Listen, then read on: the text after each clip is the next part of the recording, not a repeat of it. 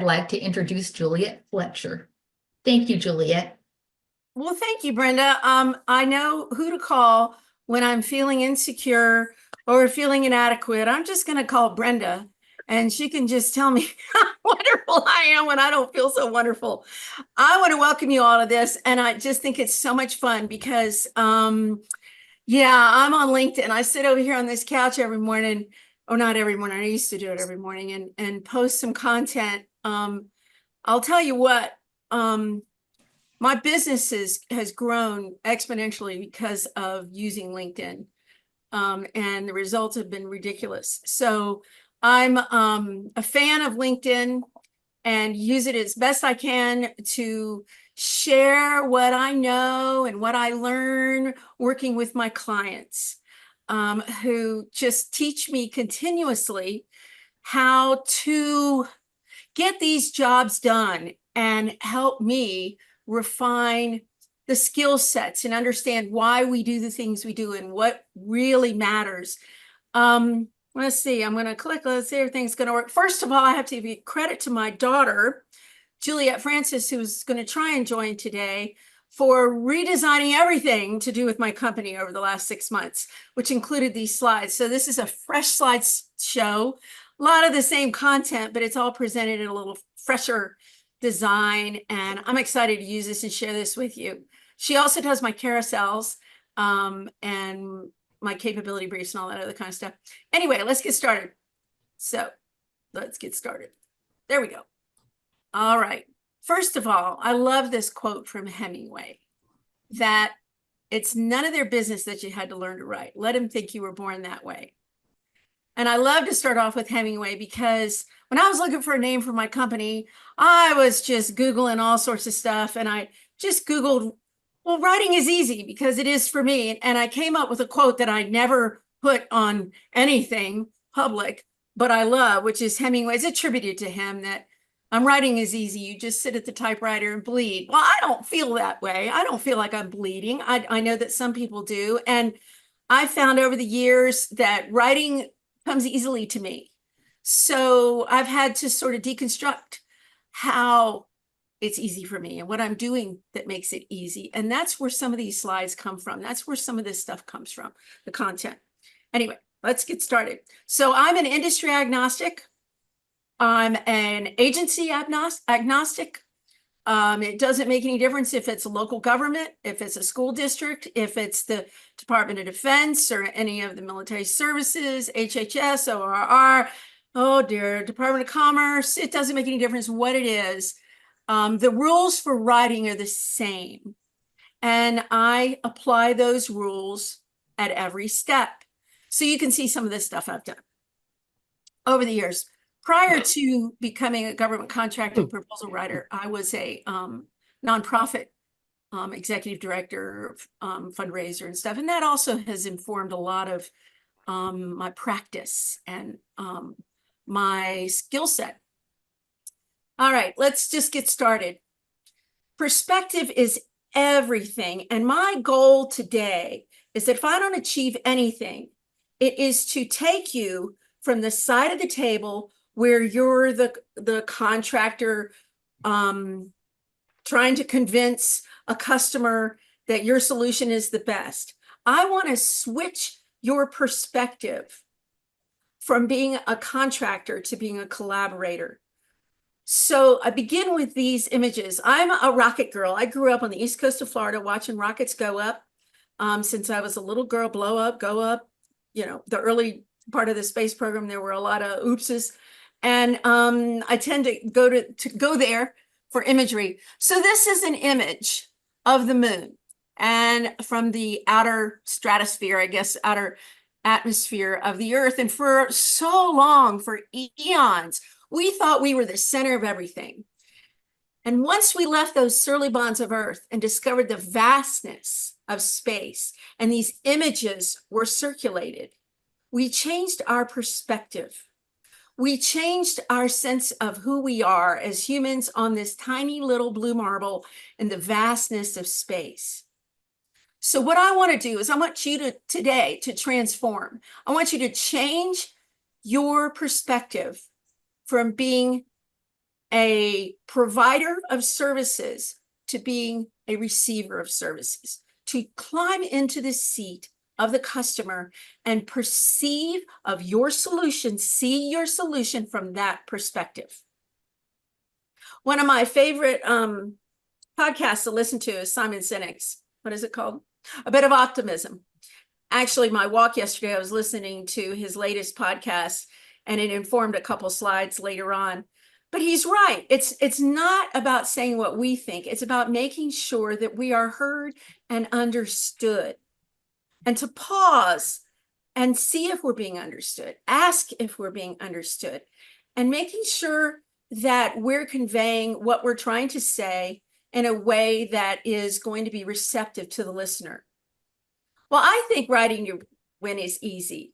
And when it comes to proposals, number one is compliance. We know that, right? Compliance rules. It doesn't make any difference if the customer is redundant, not clear. It doesn't make any difference. We are compliant. We're also responsive, and that's an interesting term, right? What does responsive mean?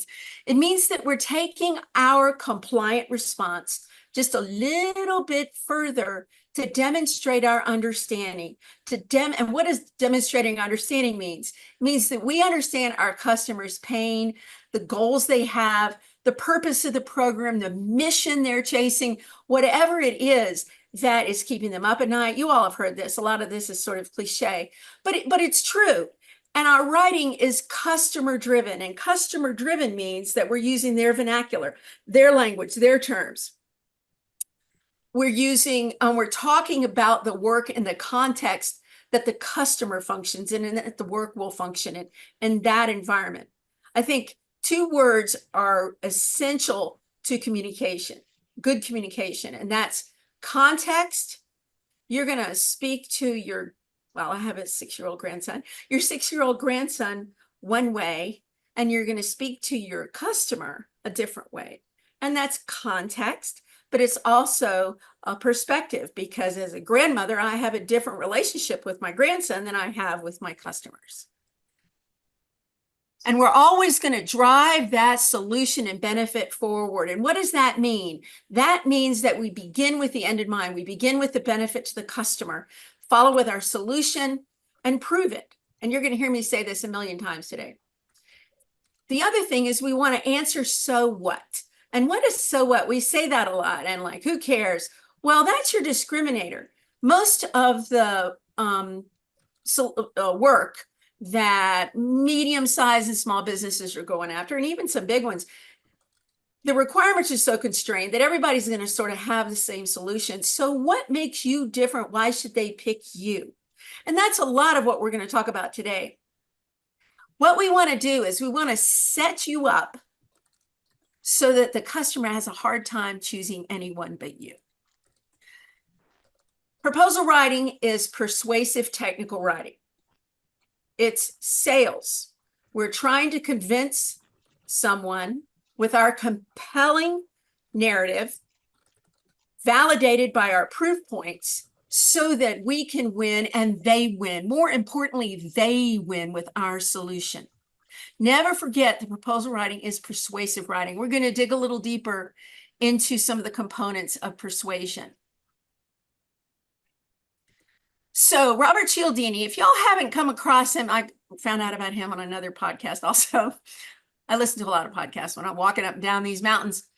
So he devised these 7 principles of persuasion. Some apply directly to what we do and some don't. Reciprocity, this first one, if I click on the right screen, is one we really don't probably want to get into with government contracting, because we get into an ethical and lawful area.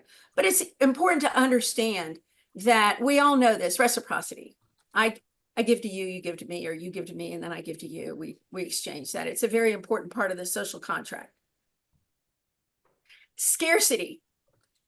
We all get the emails that, oh, what is it? It's Old Navy. When you're shopping on Old Navy for like sales stuff, and it pops up that 15 people have it in their cart, and there's a limited quantity, and you can only keep it in your cart for 30 minutes. That's scarcity at its best. This applies authority. So people follow the lead of credible, knowledgeable experts. So how do we know that they are knowledgeable experts? How do we prove that we know what we're doing? So we tap into organizations like that provide certifications, like ISO certs, Joint Commission accreditations, all of these different kinds of authority what am I trying to say? Sources of authority that provide certifications, like degrees that our key personnel have, those cybersecurity certs that people have. That's all saying that this authority says that you've met this standard. That's what that says. And those things are important, very important. Keep clicking on the wrong screen. Sorry. There we go. Consistency. People like to be consistent with things they have previously said. So this is where your relationships with your customer are essential. People don't like to go back on their word. People like to be consistent with what they said. So without getting into any kind of situation of reciprocity or any of that kind of stuff, or propriety, people like to be consistent. Know your customer. It doesn't always apply to your government relationships, but it is essential in those relationships. And you can't understand your customer well without knowing them, and you can't be consistent with what you said and understand the kind of consistency they're looking for. So liking, people prefer to say yes to those they like. They can't like you if they don't know you. Another way of developing that liking is by using the language that your customer uses so that they understand you. We are all sort of one, and that feeds into social proof. Social proof is where you use quotes, where other customers of yours have enjoyed your solution, and you've got proof points to prove that your solution worked for them. And the easiest way to explain that is staffing. Let's just say you've got to transition in 150 people, incumbent and new personnel, in a 90-day period. Well, the one you're working, the proposal for has a 45-day turn with only 50. So what are you going to use? You use that other proof point. And if you've got a quote from that customer to say that you did a great job, they did it early, that everybody was on board, badge, cat cars, blah, blah, blah, blah, blah. They've got it all. It's incredibly powerful. We all know that. We all know about these social proof. And, influencers, I mean, you could just begin it in right there with social media. The last is unity. And this is that we are one. We are together. It's part of that innate desire of human beings to belong to something.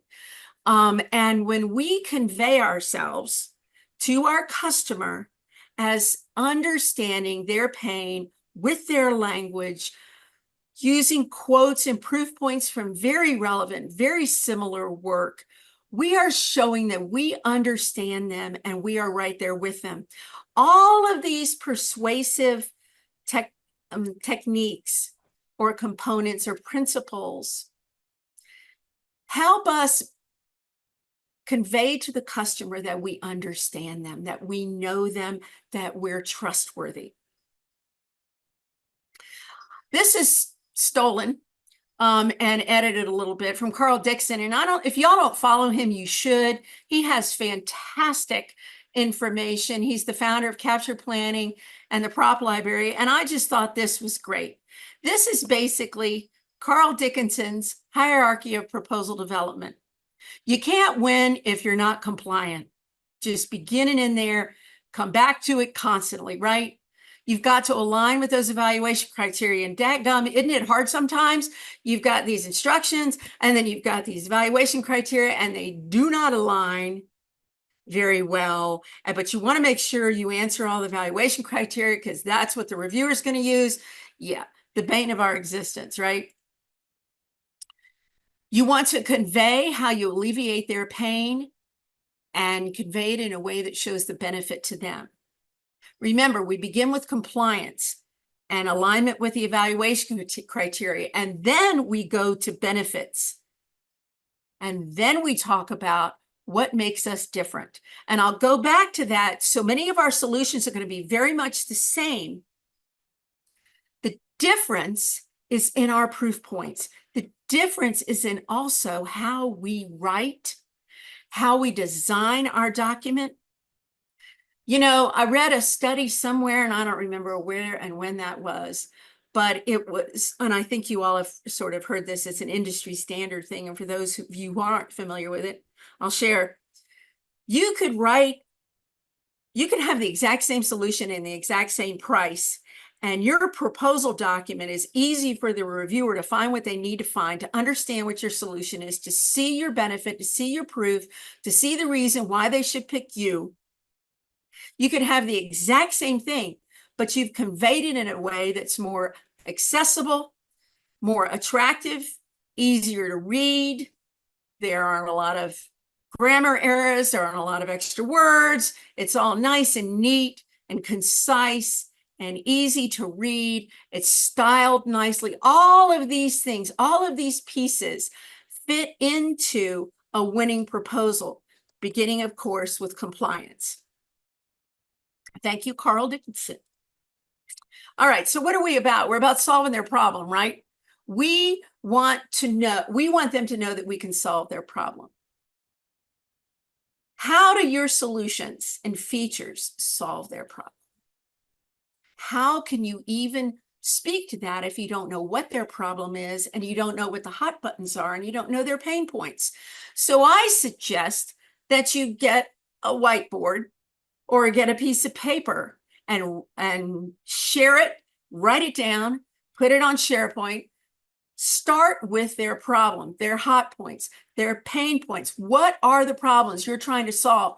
And align your features of your solution with their problem.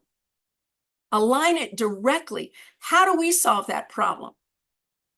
This is the foundation of good storytelling. And then the last piece is to prove it with those quotes, with those information call outs of how, if they're concerned about retaining medical personnel, what's your retention rate? What's your corporate retention rate? What's your retention rate on medical personnel? All of these pieces matter. You can't leave any of them out if you want to win. If you don't have them all, somebody else might have them, and you won't win. You won't rise to the top. These three elements are the foundation to storytelling.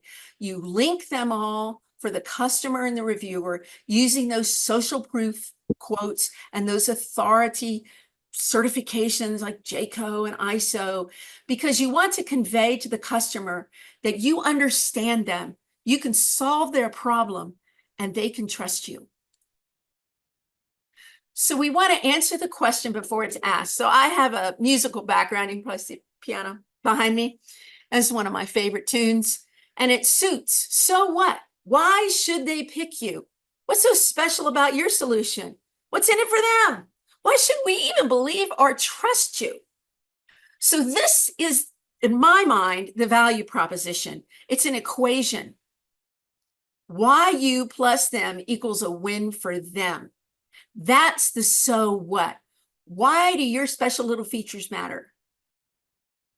What's in it for me? These are really key questions that your customer is going to ask themselves when you are sharing your features in your solution. All right, now I have a real quick story. So when I lived in Cocoa, Florida, down in Brevard County, the home of Kennedy Space Center, which is what makes me sort of a rocket girl, there was a Tire Kingdom about, I don't know, less than 10 minutes walk from my house. I was so excited when they came in because I thought, oh, I can get any tire work done. I can get my oil changed whenever I want. And then I can go home and sit and wait. I don't have to waste a whole day. I used to go across to Merritt Island and go for a bike ride while the car was getting taken care of at Firestone. Just, you know, it was so inconvenient. So why did I trust Tire Kingdom? They solved so many of my problems. They were quick, reliable, convenient. And guess what? I don't care about the features of their work. I don't care about what their mechanic certs are or what they do with my used oil and my filter. I just want it done on my schedule safely and a good price. So, and I suggest you go to Tire Kingdom's website. I did when I created the slide a while back. And it was amazing. They actually describe what success looks like for a Tire Kingdom customer. Success looks like the benefit. That's the benefit to me. The benefit, it's quick, it's reliable, it's convenient, and it's affordable. How do they deliver that success? With their features. One of them is being convenient to me. One of them is being pretty quick about getting the work done.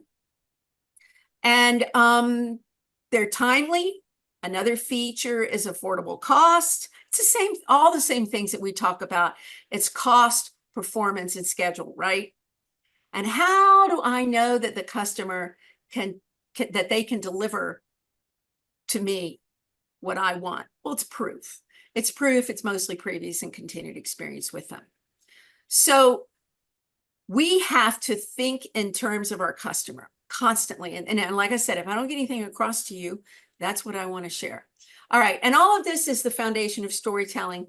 And it's to build credibility through authority and social proof, persuasive techniques, building trust through proof points and quotes from other customers.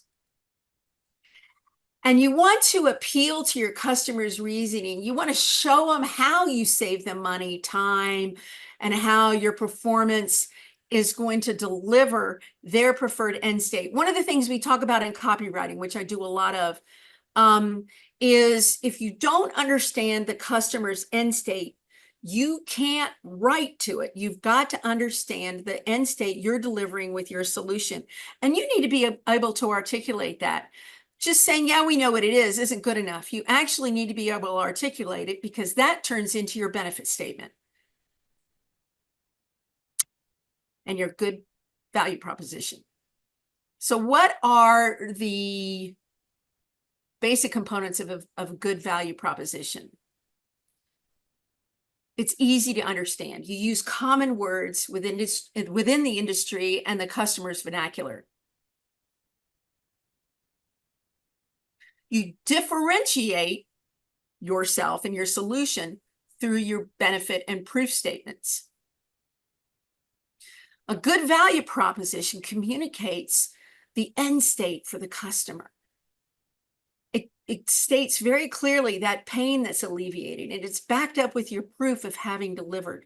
It's kind of like a soundbite because it can be read and understood in about 5 seconds. So very short story. I worked with a company on their proposal for the Deep Space Network antenna out at Goldstone. We had a whole slew of people working with us, but the coolest thing about that effort was the team we had. We had the people who had basically worked on all of the other Deep Space Network antennas around the world. They had been, all of them had individually been called in to solve problems on other ones, to get them back on schedule, to get them back in compliance with the requirements, and to return the project budget. So what did we do? We came up with basically copy, sound bites. We do it right the first time, on schedule, on budget. There's nothing wrong with saying that. There's nothing wrong with having a theme, as long as you're able to back it up and prove it. So every time we talked about, like even in the key personnel resumes, we wrote about how they came in and rescued the antenna down in Canberra, Australia, how they came and fixed that. They got it back on schedule. They returned it to budget. We talked about all of that. We just threaded that through. They're very, very powerful statements. And if you can figure out what those are and lead with those and then reinforce them and show how you do it throughout your proposal, you have a very, very strong, persuasive, technically written proposal. Here's some of the tools. Check my time, 12:31. All right. So we're at the microphone, right? And we're speaking to the audience. So we always need to understand who our audience is. We want to embody our audience. We want to become our audience, our reader, reviewer. So we need to write what our audience needs to read to pick us. And how do we do that? We write to the reader. We become the reader. We present the information and all of this from the reader's perspective, not ours. Remember, it's not about us. It's about them. And we don't waste their time. We get straight to the point. Perfect example, English composition classes. How are we taught to write? We write the thesis, then we back up our thesis, and then we write a conclusion. I spend most of my time taking paragraphs, sections, entire proposals that have conclusion at the end. Please don't do that. And moving that to the very beginning of the document, to the beginning of the paragraph, to the beginning of the section. Put the most important thing first, and that's the end state and the benefit to the customer of your solution. Truly, I have a client who likes to put conclusion at the end. I know most of you probably don't do that. That's where I mine the best stuff. I take that and I just delete conclusion and move it to the top, to the beginning and the intro, and we're off and running. So I want to shift your mindset from being a contractor to being a collaborator. When you're a collaborator, you're sitting next to, it's side-by-side seating with your customer.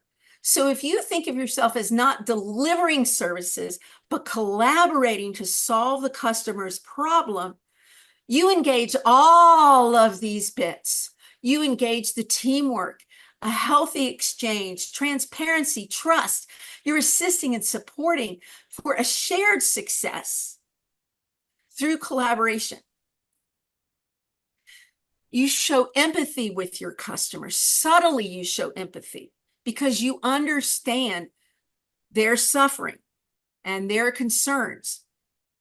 You convey that with your language, the type of language you use, the words you use, how direct you are, your use of proof points. It's all trying to build that trust and give them reasons to pick you.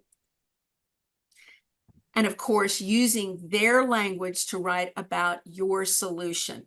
Particularly if you're new to an agency, you really need to immerse yourself in their language, and not just in the RFP. You need to go to their website. You need to look at I used to, when I wrote grants with the Department of Education, I had a big notebook with the Higher Education Act in it. And I literally would go through there and look at the enabling legislation and use that language to make sure that we were aligning our program with the mission and the intent of the Higher Education Act and the program that was funded by it. Brevity. Brevity is the concise and exact use of words in writing or speech. It's using just the words that you need to use. It's a very deliberate type of writing. It makes what you're trying to convey more accessible. It grabs people's attention. Just like the slide says, it says what needs to be said and it moves on.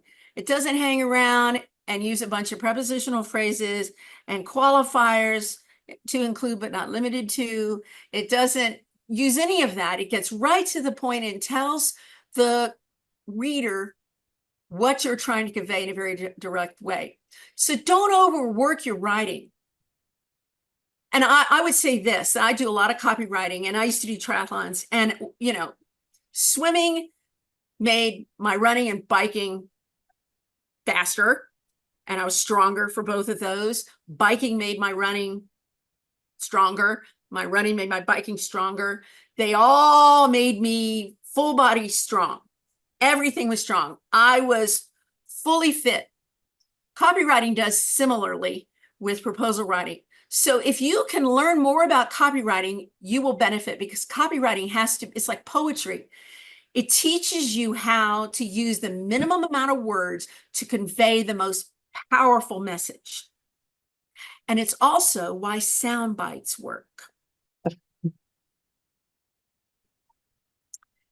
It enhances retention and it helps you be memorable. Strunk and White. All right, now I have to share. This is my mother's copy of Strunk and White, and I will joke and say that when I smell it, I can still smell my mother's cigarettes, which is kind of touching. It was originally published in 1935, and most of everything in it is still relevant. Strunk and White say, omit those needless words. Paragraphs should contain no unnecessary sentences, like just don't go on and on and on. Get to the point.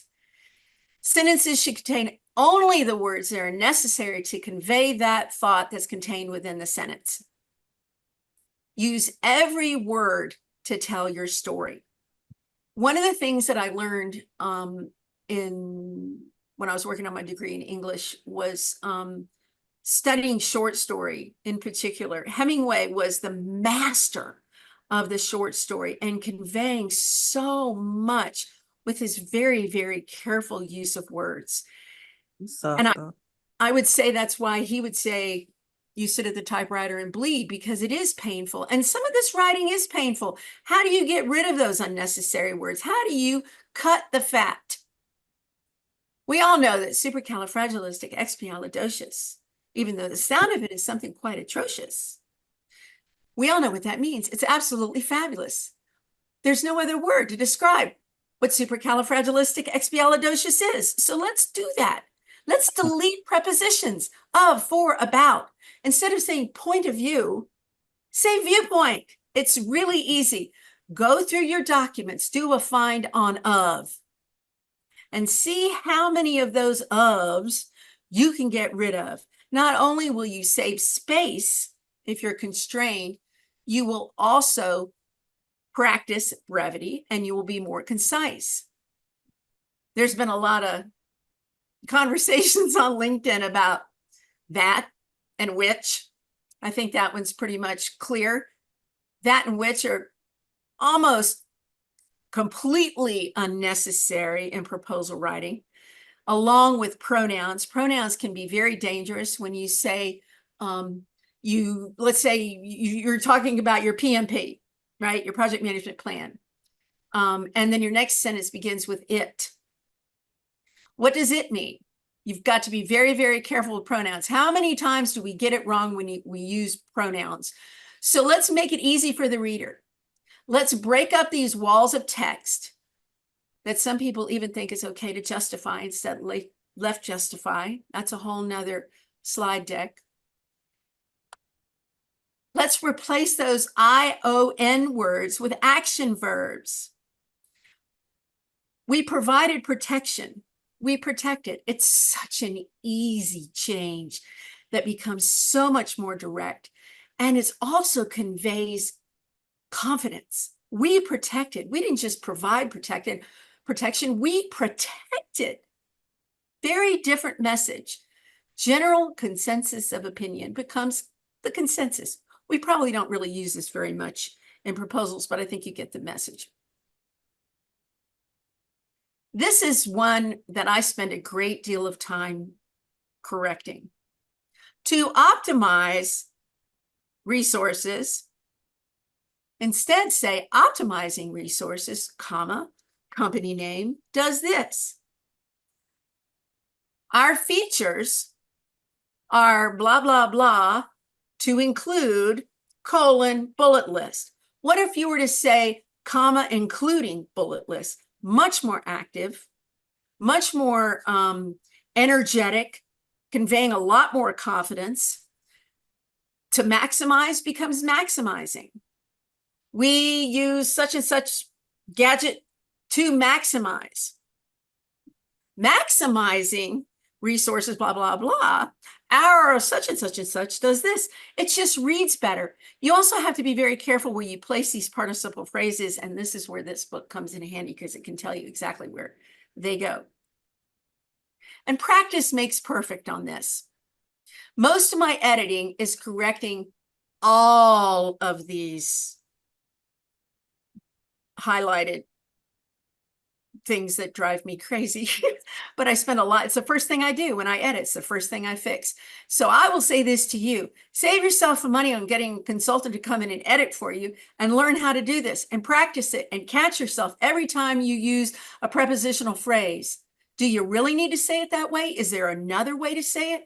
When you use an infinitive of to include, or to optimize, or to maximize, or to use, any of those, see how you can change them to participles, the ing words, to make it more active. All right, I'm tracking time here. I need to get moving. All right, let's be direct, putting your message or the most important information first. So let's begin with the end state in mind for the customer. Get to that point, get there quickly. Don't leave it for the end. We're not doing in conclusion. The in conclusion part is their benefit, their end state with our solution. Make your point, then back it up and move on. So this is just a real quick example of something I edited years ago. I don't know. I think this had to do with the city of Melbourne, Florida. So you can just read this. It's just, it was hard for me to figure out how to rewrite this. As directed in order to, I've been researching let's see, there's just oodles of prepositional phrases. There's a which, there's due to, there's all the things that I just spoke of.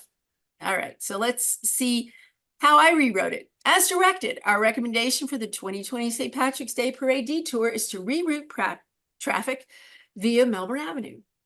Our recommendation is based on research that we've done over the past 3 years that indicating this route provides blah, blah, blah, blah, blah, allowing police to blah, blah, blah. It takes up less room. It's more direct. It's really clear. And for one of the things it does, it shows confidence. It shows confidence in the recommendation they're making.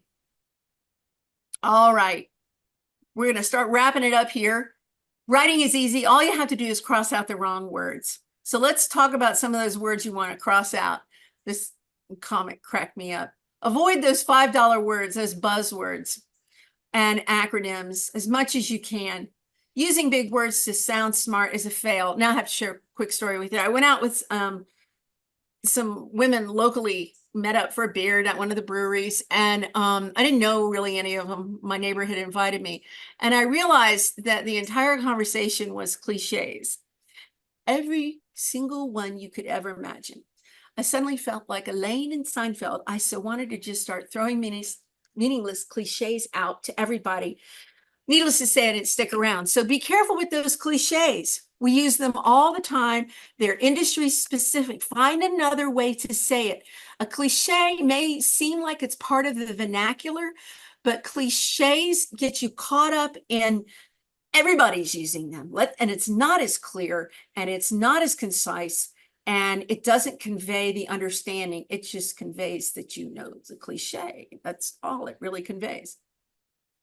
Using industry-specific words, using the customer vernacular, we want to influence their decision-making with clarity. We want to give them everything they need to pick us.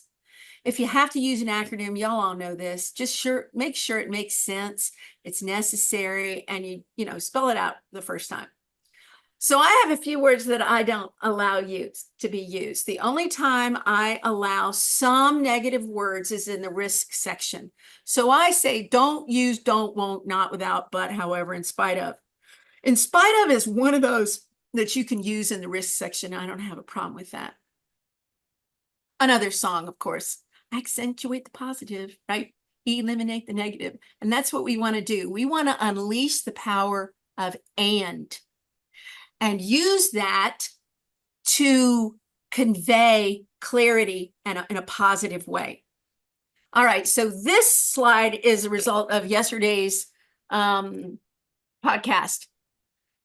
In 1969, Apollo 11 launched from Kennedy Space Center. I saw it. My mother was she was on the Space Center property. Amazing feat. Solved a huge problem, met an audacious goal, a scientific goal, a goal of national security and pride. It took many, many, many iterations and failures until they were successful. So here's my question. When you say you're innovative, are you really? Are you really? Can you pass the innovation test? Is your innovation a result of new goods? Is resulting in new goods or services and an improvement? Is it really? Or are you just using that word because it's new technology and it might actually be available to others? This is a tricky, tricky, tricky word. ISO talks about it being a new or changed entity that's realizing new or redistributing value. So the conundrum is when the customer asks for innovation. That's a tough one, and it's not easy to answer, and it requires a great deal of knowledge about the work, the context of the work that the customer is in their environment, and what their challenges are, and what might be innovative within that context. It becomes more contextual. But really and truly, let's be careful with this word innovation. It's a very tricky word. All right, our job in Writing to Win is to put that problem, our customer's problem, in the rearview mirror. So we want to be compliant in every single way. Don't cut a corner on compliance. Don't think that just because they're redundant, we get to just smush stuff together. No, we need to refer back to that section because we don't have any idea how their what their evaluation sheet looks like. You need to shift your mindset from contractor to collaborator. Focus on those benefits by painting that picture of the customer's success, their mission accomplished, operational continuity delivered, whatever the heck it is, but you're delivering it and you can do it and you have proof and you've got stories to tell. Describe clearly how you deliver it and use graphics whenever you can to convey your processes and the outcome. And always, always establish trust by proving your capability and reliability. The biggest question we always have is when we hire anybody is about, can we trust him? Is it reliable? So let's just get it done. We're going to write without fear and edit without mercy. Y'all have seen, if you follow me on LinkedIn, you've seen this a lot. I found this is not mine. I wish it were. I wish I'd bought it when I saw it at TJ Maxx. I didn't. I don't know what I was thinking. You can begin with bullets, follow a sentence in paragraphs, tables, and graphics. Just remember to put the most important thing first, which is the benefit to the customer. Begin the sections and paragraphs with the customer name, not yours. And I usually try to, like, it may not begin the sentence, but it'll be within that first line as much as I possibly can, particularly when I have a really strong benefit statement to make. Read and edit for compliance and customer focus. And if you have to, read out loud. Last bit, this is another one. So that podcast was with Simon Sinek and Astro Teller, and he must have changed his name at some point. He's the CEO of Google X, which is their moonshot development hub where they are trying to solve the problems of the world. So I just want to say this to you and question, what makes us think that an old proposal that lost is a good starting point for a winning effort? What makes us think that?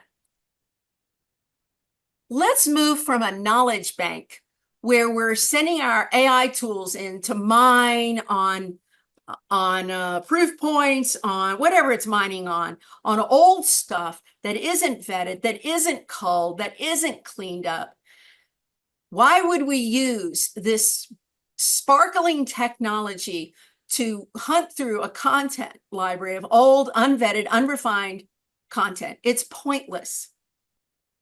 Let's move to a richly preserved, cultivated, abundant reserve of continuously fed, deconstructed, and nurtured knowledge compost.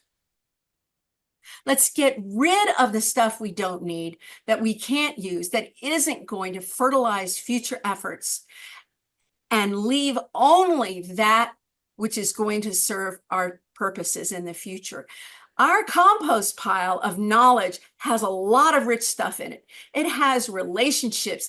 It has a multitude of really rich information, but it's not all rich and it's not all valuable if inform future efforts and enrich them. So I think thinking about our compost pile of knowledge is something that we use to grow from, as opposed to something we use to rely on to fill sections of narrative and proposals. So the last one of these last slides is, of course, has to address AI. We all know all of this. It's great at gathering knowledge from our knowledge compost pile. It's a great starting point. It gets us past the blank page. It has issues. We all know that. It can hallucinate. It's got to be checked. It doesn't have the discernment that your experience and your knowledge delivers, and it doesn't necessarily have that understanding of the customer and the nuances of the marketplace. So it has its purpose. It's like a junior, I still think of it as a junior proposal writer who's still learning. Who knows where it's going to go, but we need to be smart about it. So my closing out here, having spent 30 plus years in nonprofit, decades in nonprofit, I was always the steward of other people's funds and resources, and felt very strongly about my stewardship of them. And as a grant recipient, it's a whole nother relationship anyway, because you are providing services and resources on behalf of the federal government, and therefore your intention is to provide impact the government can't. So as government contractors, I want us to look at what stewardship really means. It's an ethic that embodies responsible planning and management of resources, which means that when we price, we're not just thinking what our profit is, we're thinking what's affordable. I say this because you're spending my tax dollars. You're asking the government to spend my tax dollars for your solution. So it better be well spent. So I think that it's incumbent on us to realize our role as stewards so that we take good care of those resources that are given to us to help serve the greater good. As government contractors, it's not just nonprofit organizations that are serving the greater good. Government contractors are too, because they're serving our government that serves the people. I studied a lot of Faulkner in college, and I picked up this quote from his days at the University of Virginia when he did his teaching stint there, and he was asked by a student, how do you become a better writer? Well, you just got to read everything, and also study the masters, see how they deal with a problem. How do they convey something complicated? How do they use punctuation and different parts of speech to convey different things? Margaret Atwood's great. And this is a very famous quote of her. And all of us, if we waited for perfection, none of us would write a word. So we got to get it done right. We got to meet the deadline, and done is always better than perfect. It always is. It always will be, because if you don't get it done, nothing's going to happen. You don't get the work. You don't get a chance. I want to return to the compost pile, particularly for small businesses who are just getting going. Sometimes it's not about the win. Sometimes it's about the process. Sometimes it's about learning the process and learning how to make bid, no bid decisions, learning what's required to produce a competitive proposal, why you didn't win, get the feedback. All of these kinds of things are essential to growth.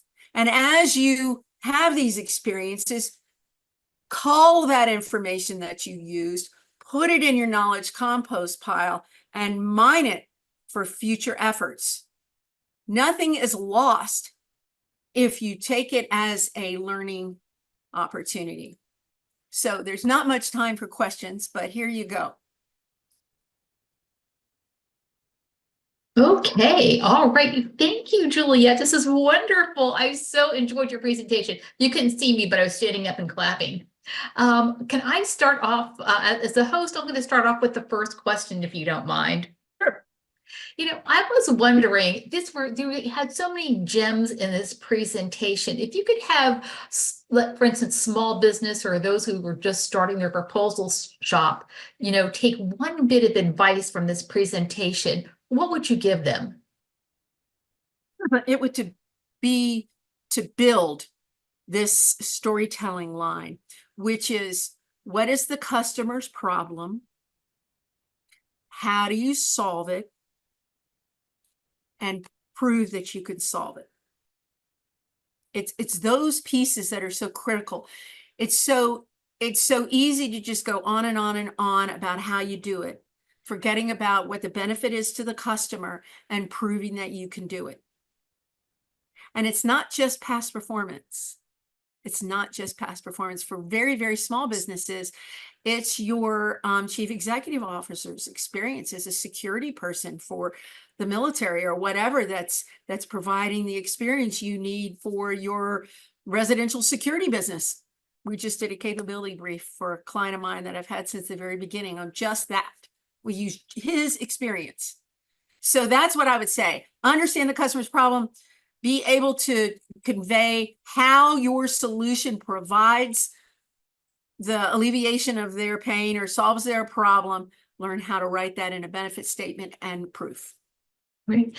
I'm getting a lot of direct messages here, and I have another question here. And someone wanted to ask you, what is the biggest writing mistake that you see with your customers? Has tag on prepositional phrases. That's in, I mean it. I mean that's the, which is the prepositional phrases and the infinitives, that whole list. Which I could bring back up. Where is it? Let me see if I can find it again. Because that is one of the biggest problems. I don't know how to scroll that way. Oh, well. Oh, and here we go. Let's see. I can probably scroll back through. And if you want to screenshot that, because it's, and then forgetting proof, forgetting, to begin with the customer. Oh, no, blah, blah, blah. Sometimes I just look at these and say, blah, blah, blah, blah, blah. All right. Oh, we're almost there, I think. There it is. There it is. These are most of the problems that I solve with my clients' writing. And then my question is, often with subject matter experts, they're going on and on and on, and I ask, so if you were the customer, if you've got enough knowledge, experience, and skill to solve their problem, you have this same knowledge, skill, and experience that you can help pick who should be awarded the contract. So what do you need to read to pick you? And that's all we need to say. Mm-hmm. So we lose, well, we can delete that. We can say this instead. Changes everything, changes the whole tone of the writing and the whole approach to the writing. Well, believe it or not, I can't believe we're already up on our hour, and it was so wonderful talking with you. We're gonna have to have you back Oh my goodness, here. well, thank you. So I just want to let everyone know that there will be a copy of this presentation on our YouTube channel, APMP YouTube channel. You could find a link to it at our website, www.chesapeakeapmp.org, or just look or our LinkedIn will also have it there. It will be coming to you to email for a link, and on our YouTube channel. And this is how you can follow Juliet. Thank you for putting that up there. You can see her website and her LinkedIn channel and her email address here. So on behalf of the Chesapeake chapter here, I'd like to thank you very much, Juliet. This is a fantastic presentation. I hope everyone has a wonderful afternoon. Goodbye. Thank you, Brenda. Thank you.